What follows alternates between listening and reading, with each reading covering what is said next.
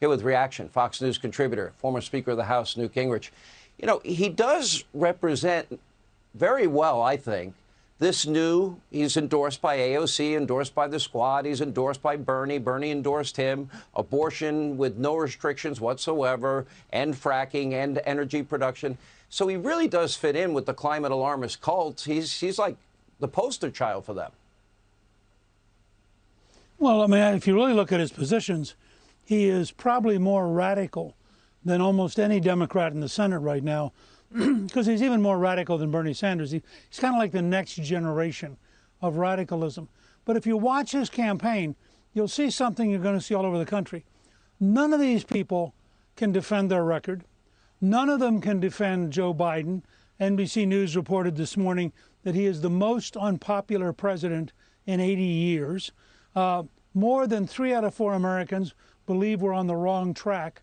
And so guys, you know, who have done nothing their whole life except politics, and that's what Fetterman is. He's a career politician who's never done anything in the private sector that mattered, has no understanding of it. He's got to play games. He's got to dance around Dr. Oz. He's got to try to find gimmicks, because if he gets pinned, as you just did, to his real record, he's gone. It's hopeless. Pennsylvanians aren't going to vote to legalize heroin. They're not going to vote to destroy Western Pennsylvania's energy industry. By the way, 4th biggest energy producer in the United States is Pennsylvania. They're not going to vote for somebody who keeps releasing murderers, rapists, armed robbers at a time when they already have a crime wave.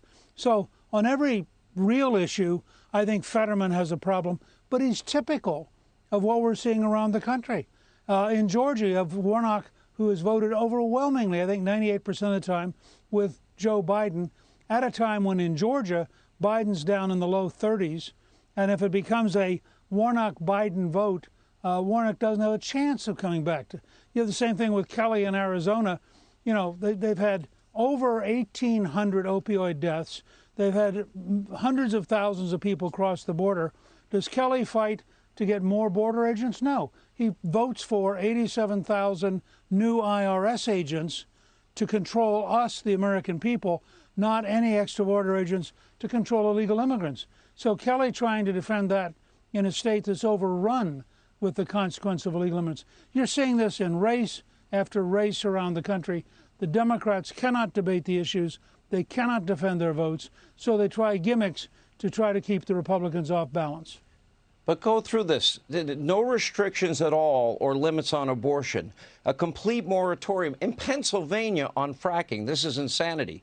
Sanctuary cities. He supports that policy. He supported Biden's $1.9 trillion stimulus. He supported the Manchin-Schumer deal. He chases an innocent man and minority down the block and puts a shotgun in this innocent guy's face. Tell me one Republican that would ever do such a thing and not have the scrutiny that deserves. Well, it's kind of amazing that Barack Obama, who was very sensitive about these issues 4 or 5 years ago, has never said anything about Fetterman. As you point out, he had a shotgun, and he held this guy with a shotgun until the police came, and then it turned out the guy was an innocent jogger out exercising. So it's kind of weird. But I think it goes deeper than that. What you have today, outside of maybe the University of Pennsylvania faculty, you have in Fetterman somebody so radical that he can't possibly represent the people of Pennsylvania. And I think that's what makes all of this dangerous. We just saw this in Wyoming, where Liz Cheney was repudiated, getting only 29% of the vote.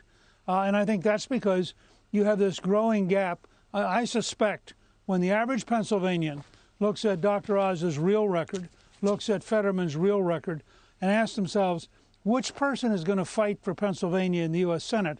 I have a hunch that Oz is going to win a surprisingly big victory, because there's no evidence that Fetterman, other than being for legalization of marijuana and heroin and setting up drug centers around the country and cities paid for by the taxpayers, so you can go get your shot from a government employee in a nice, safe space if you're a heroin addict.